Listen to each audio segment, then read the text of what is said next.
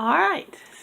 Well, I have a story today to tell about my brother. Okay. And we were way back when we were small. I think he must have been about 3 and I was 6. And Mama got a new refrigerator, a real refrigerator. And the ice box went out in the backyard against the house, but Daddy didn't turn the door towards the house. So Austin and I were out playing, and I said, Austin, I want to see what it looks like inside of an ice box. So I said, I'm going to get in it. I said, and you're going to close the door, but as soon as you close that door, you're going to open it right back up. He says, okay.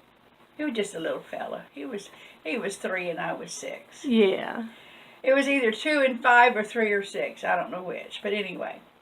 So I get in there. He closes the door, but he didn't open it right back up. Uh-oh. I went to screaming, hollering for Austin to open this door. And I mean, talking about a girl that could scream, I was screaming. Mama heard it. She had gone into the bathroom to check her washing machine, and she could hear me screaming over the washer. And in the house, she could hear me screaming for help. And her and Daddy, she told Daddy to come on, and he come a-running. Him and Mama, he jerked that door open and pulled me out. And he whipped me because I think he was mad at himself. But he spanked me. And it was a good thing he did. It wasn't that I didn't deserve the spanking. But he was also mad at himself because he didn't turn the door towards the house where I couldn't do that. Well, now, why do you think that you deserved a spanking for being curious? Because I should have known better. I knew it was something wrong with me doing that. Because I told him to make sure he opened the door back up as soon as I got in there. So I had to know that it was dangerous and it was something wrong with it. You were just a kid. Anyway. Anyway, I got a spanking for it because Yeah. Daddy was upset. It wasn't he was trying to be mean. They could have lost me that day. Yes, they could and have. And it was out of my daddy was just scared to death, and my mama was. And yeah, it was a jerk reaction. Yeah, it was to spank me and everything. So what did he do with the icebox then? Oh, he got rid of that icebox. He had somebody come pick that icebox up and take it to the dump. Good. Yeah. Yeah. So I guess that's why you're so scared of confined spaces now. Yes, I can't stand to be in something that's small or a small place with lots of people in it, or have somebody play. You know how you play sometimes when you tickling each other and you get your face covered up? I can't even stand that. I don't like my face to be covered. Right. So when I go to the doctors and I have to have my face covered, or because I go into surgery or do something, I don't like it, but there ain't nothing I can do about it. I have to lay there and pray to God about it. Yeah. Because I don't like it. No. But I pray. That's good. That's a good thing.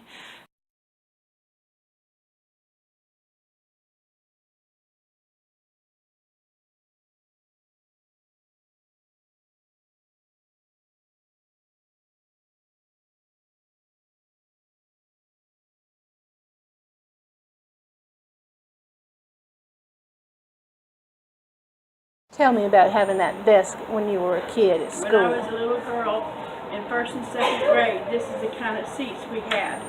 There would be a desk in front of this. Yeah. And another seat behind, and it would just keep going. Yeah. And that's the kind of desk we had. Underneath there was a little place to put your stuff.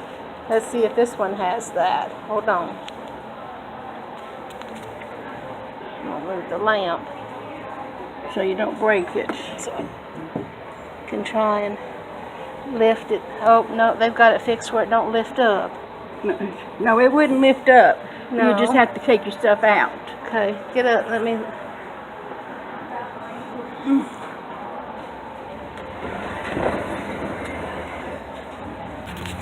It wasn't much that we could keep there, but that's what we kept. And you had all this room for your desk. You'd use it as an end table? Yep. And it's pretty.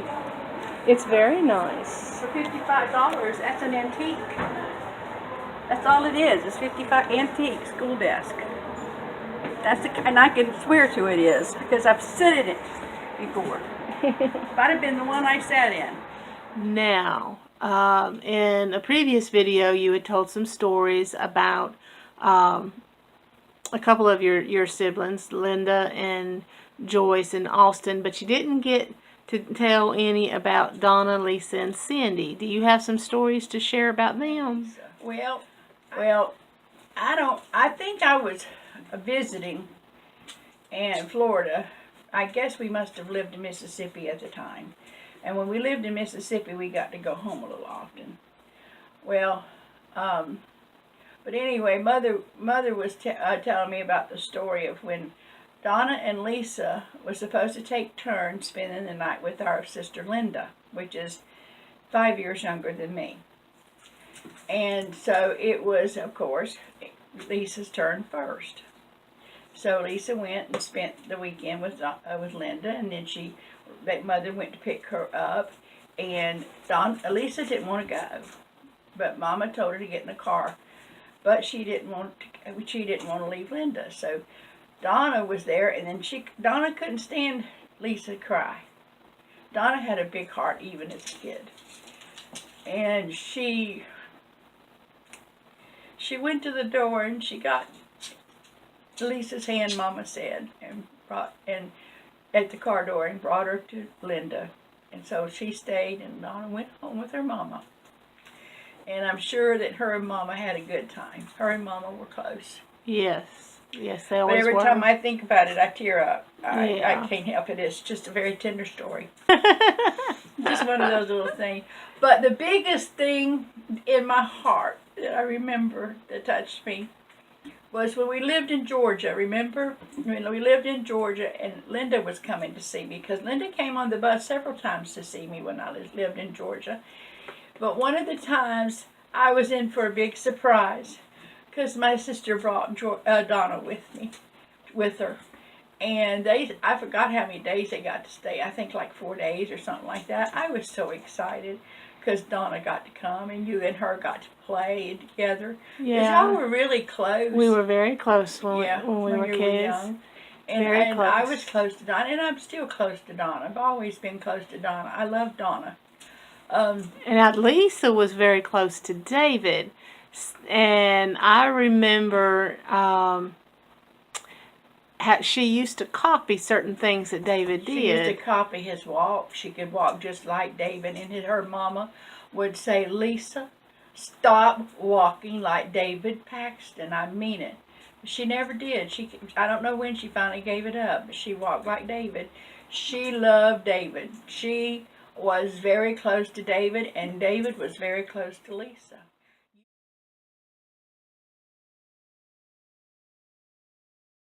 She was doing that, but there was another incident with someone else copying David's walk. Yes, when we were stationed in Denver, Colorado, David was probably about, I don't know how, he wasn't very old. He was probably about 13 maybe, 12 or 13. Probably. But he was tall for his age. Yes. But anyway, he was friends with this younger boy, and I don't know how old at this time he was. He might have been 8 or 9. And so anyway, his mother's name was also Candy, and I was Candy. Yeah. And we became very good friends. Well, one day, I was over there having a cup of coffee with Candy. And David and her son, I wish I could remember her son's name, but I don't.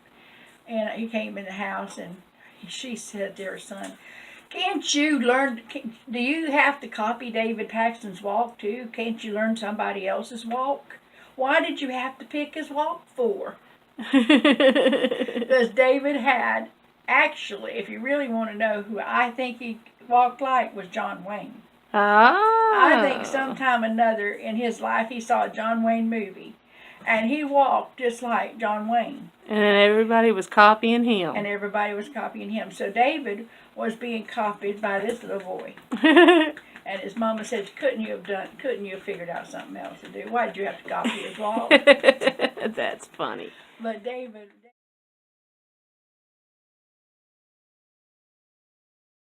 Yeah. Now, Cindy came along. Tell about Cindy joining the family. I don't know how old, because I wasn't living at home. Donna and Lisa could tell you better, but I'll tell you what I know of. All I know of, I don't know where I was at, where we were stationed, if we were in Texas, where we were. But I think we were in Texas, because I remember sewing that. It could have been. I don't know. I can't. I wish I. Yeah, could I remember. can't remember how old I was when they took Cindy in as a foster But child. I do know that you and I sewed for Cindy when she was a little girl when we were in Texas, because we sent her the clothes. But anyway, this is what happened. Mother and Daddy was taking care of foster kids. Yeah. And the lady called Mother up and said she had a little girl. I think Cindy might have been 2 years old. She was a baby. She might have been. I think she was younger than that. And Mother, she showed up at the door with a dress on that was Joyce's dress. How Mother had turned in some clothes for at some point someplace, and Cindy had on that dress. Oh, wow. And Mother knew it was the same dress because she looked on the inside of it, and there was a mark there that she put there, or what it was there when she bought the dress. Yeah. And it was one that Joyce had wore. Wow. So when that happened, Mother knew that baby that she was meant to come there. Well, she was started out as a foster child. And then over the years, and I'm not real sure about, Donna and Lisa could tell more about that, but I believe when they actually got to adopt Cindy, she was anywhere from 4 to 5. I don't know. Yeah. Sure. But Cindy was a sweetheart. I loved her so very much. You and I used to sew for her and make her pretty little dresses. Yeah. And she always loved that, because she was kind of like Alicia. She liked to dress up. Right. I love my sister Cindy. I don't get to see her, but she's a beautiful girl. She grew up to be a beautiful lady. I think Grandma just loved kids. She loved kids. She kept foster kids. Yeah. She kept a lot of boys, and Daddy loved the boys. Daddy did things with the boys, but there was every one of them would get saved. Oh, yeah. They'd take them to church. They'd haul them in that station wagon. Thank God the seatbelt thing wasn't in there. Yeah, really. Because I don't know what they would have done. Me either. But yeah. Because sometimes they were two layers deep in that station wagon. Yeah. And then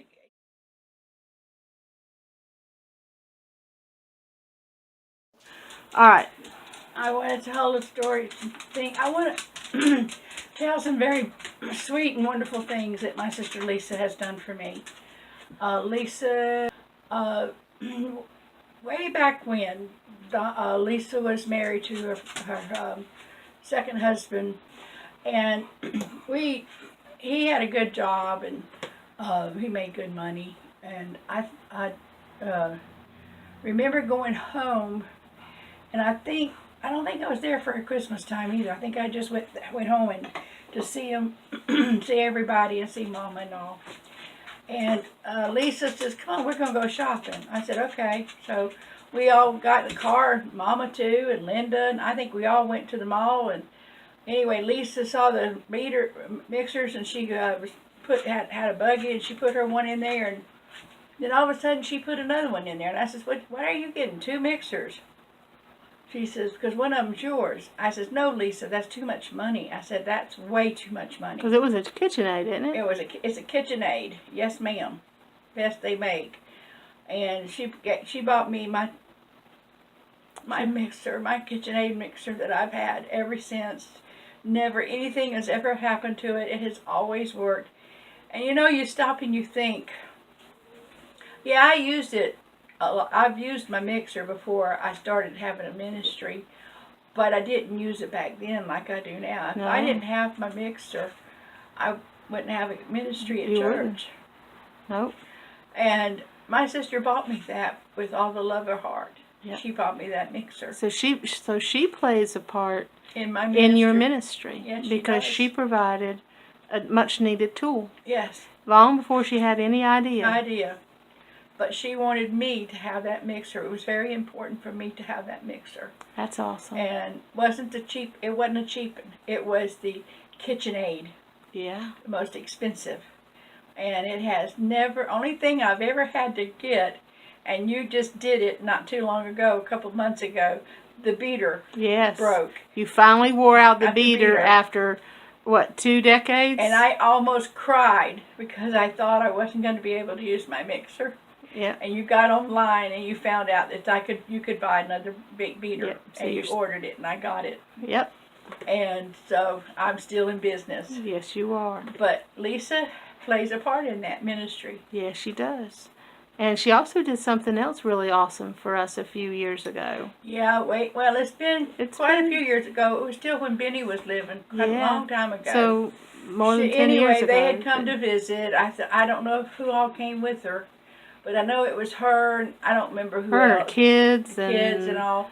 And she came to the house, and she saw my floor. My kitchen floor was a mess. Yeah. And she had paid somebody to come in and fix my floor. Yeah. My sister. Yes, she did. Yep. That was a blessing because we had a very soft spot that was about ready to give in. Well, it did. In one part, I had a piece of wood over it. There was a hole in it. Now, no, the church did that, but then Lisa came in and had somebody come in and do the whole thing. Yeah, because it was still very soft. Yeah. So, anyway, I just wanted to tell that about my sister Lisa. Lisa's got a big heart. She does. Donna has a big heart. Lisa can seem very tough, but she's got a big heart. She's got a big heart, and when Lisa had money and she could help people, Lisa helped people. She's just like I am, just like Donna is. We're like Mama. Linda's the same way. Yep. But we don't have money. And when you don't have money, it's hard to do for each other. But we all, we do what we can. Linda, my brother was the same way. Yep. All of us took after our mother. Yep. Every single one of us. You may not have much, but what you got, you share. Yep. That's always been the Porter motto. And when Daddy became a Christian, Daddy was the same way. Yep. It's just how the Porters are. Yep.